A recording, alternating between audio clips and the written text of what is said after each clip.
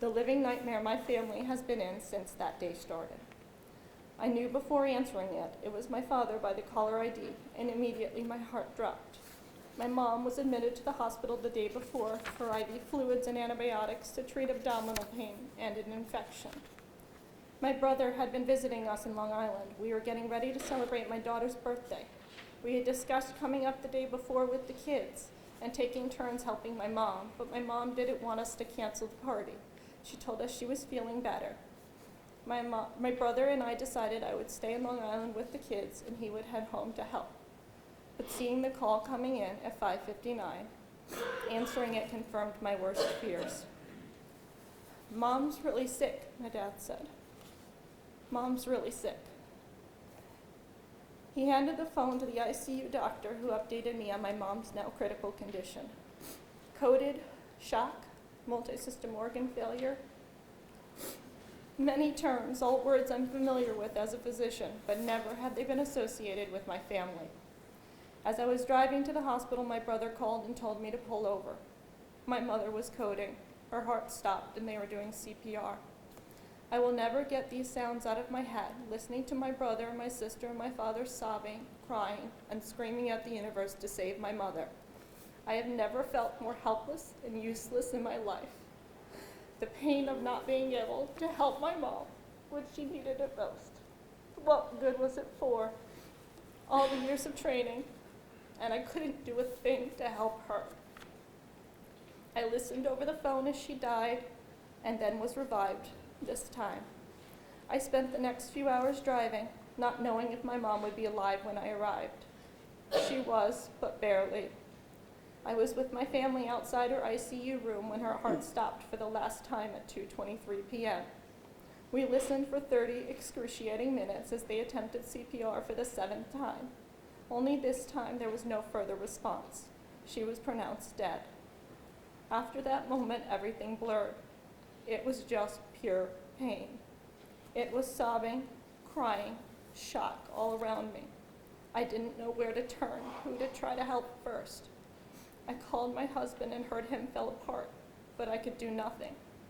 My dad, my brother, my sister, my grandmother, my aunts, uncles, cousins were all there. The defendant was there too. I couldn't breathe. The person I had turned to when life fell apart, my best friend, my rock, she was gone and never coming back again. At the time, I could not imagine anything causing as much pain as her death did to our family. I was wrong. In the days, weeks, and months following my mom's sudden death, I felt like I was watching my family drown before my eyes.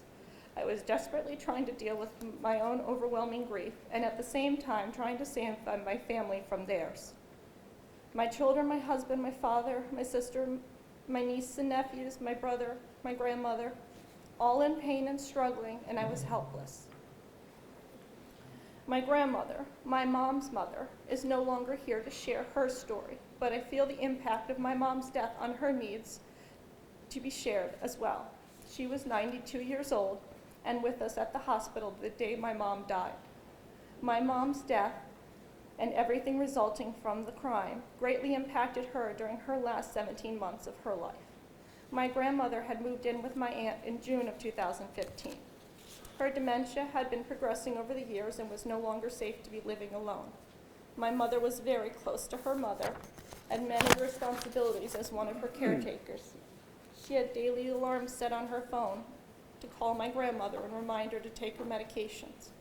And not only would she call, she would stop by many times a week for meals and to physically check that the meds were taken and my grandmother remembered to eat. The toll my mom's death took on her health was great.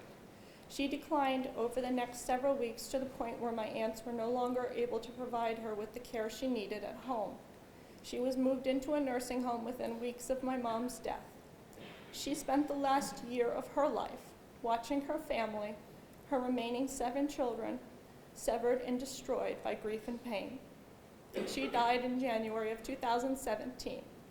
I pray she was finally able to find her peace because there was no peace for her here.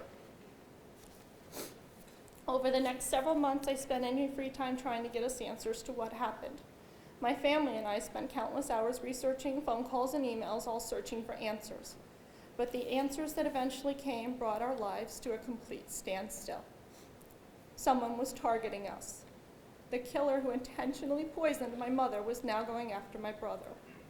The discovery that this crime had been planned over many, many months, and it may not have been the first time it was attempted on a family member either. Sheer terror. There are no words will ever sum up the horror we went through in those weeks waiting for answers as to who was doing this to us. We were scared for our lives, but especially our children's lives. We did not know who, why, or what the end game was. Someone had murdered our mother, and who was next? For weeks I couldn't sleep, terrified to close my eyes and leave my family and my children vulnerable. If I fell asleep, I woke up screaming every night. The reality I woke up to was worse than the nightmares. Despite our alarm system and our talking to our children's schools about our safety concerns, we did not feel they were safe. We hired armed security to protect us. This is not rational, but we felt no choice. We never saw what was coming next. When we learned that this was not a stranger, that this was somebody we knew, we trusted. She was in my home. She took care of my children right after poisoning my mother. I let my mother's killer have my children. She poured drinks for them, got meals and snacks for them, took them to the park. This couldn't be happening. She was in our house. Not only was the threat to our family from the outside, protecting from the unknown, but she had been in my home. The killer had been in my home. We tore the house apart. This was months after my mom's death. The murder weapon had just been found. We didn't know what else could have been left behind. Looking back, we were in full panic mode. Our decisions were not rationally based, but it was the reality in which we lived. Fear, unrelenting, all-consuming fear that someone else was going to die, and we were powerless to stop it. We held on to false hope for months that once the defendant was arrested and the legal process began, our family would be able to stop living in fear. Only it got worse. For now, not only did my mom's life get taken, we were all under attack. The life she lived, the life she was so proud of, was under complete attack and being publicly ripped to shreds. Her marriage, her role as a mother, her relationships with her children, accusations questioning her dignity and honor. It didn't stop. The toll this has taken on me directly is unmeasurable. There is not a single part of my life that has not been affected. My mom's death and all the circumstances surrounding it has completely drained me mentally, physically, and emotionally. As a result, I live with depression, anxiety, and insomnia that is at times completely debilitating. These have negatively impacted my marriage, my ability to be the type of mother I want to be, my ability to form new relationships, my ability to trust those closest to me. I have lost days, weeks, months, years of time with my children, time I will never get back. I have missed so many moments of their lives to be here fighting on behalf of my mother to protect the life that was taken from her. The question I struggle with most as a physician is, if we had known, could we have saved her? High doses of colchicine are almost always fatal, but in researching case reports, I found there are cases in which people have survived. But the ingestion was known within hours. My mother was never even given that chance. The defendant has never shown remorse for her actions. She was there and watched my mother become symptomatic. She watched her leave for the day and did nothing to warn her or to get her to seek treatment. The next day, she contacted my mother, not out of concern or having second thoughts about poisoning her, but instead asked her for days off from work. At the hospital, she asked to come upstairs. She stayed with us and watched as the doctors and nurses struggled to treat my mom, and she did nothing. There was no remorse for her actions. She wanted to be there to see it happen. My grandmother lived until 93, and my grandfather died days short of his 95th birthday. My mom was 60 years old and in phenomenal shape with no underlying medical conditions. She should have easily lived into her 90s. We lost 30 years. 30 years of life, our lives together. New memories, birthdays, holidays, celebrations, vacations, all taken away in an instant. And she knew, the defendant knew, because the defendant was there. She was there for the holidays and the birthdays with us. She knew what role my mom was in all of our lives, and even that didn't stop her. My mother's life was unfinished. There has been no explanation offered for the defendant for her crime. She has taken no responsibility or accountability for her actions. Seeing her and her sisters, seeing her behavior both inside and outside of the courtroom during both trials, laughing and smiling, watching her and her sisters posing in front of the courthouse with sports cars, as we sat through absolute hell listening to and reliving every moment of my mom's death. This is not someone who was concerned at any time with what happened to my mother. I believe the maximum penalty should be imposed on the defendant, for my mother, for all that was lost, for my children, for their loss of security and a lifetime of memories they will never have.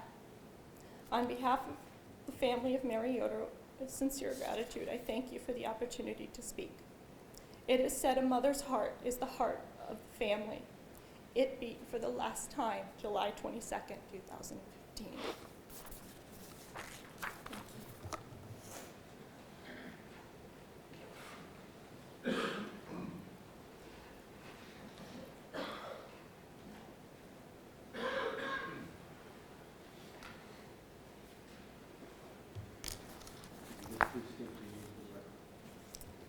My name is Bill Yoder.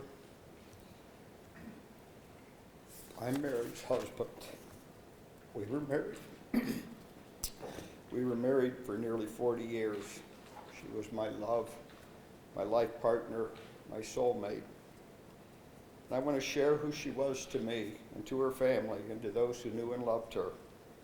It's especially important on this day of sentencing that the court have some idea of the kind of person Mary was and the cost of her death to her family and friends. I realize that many of the people in this courtroom never got to meet Mary, and you know her only as the murder victim in this terrible crime, but she was so much more than that. Mary was the most beautiful and wonderful person I ever met. She was a kind and loving and supportive wife, always inspiring me to be my best self, always bringing joy to the days of my life.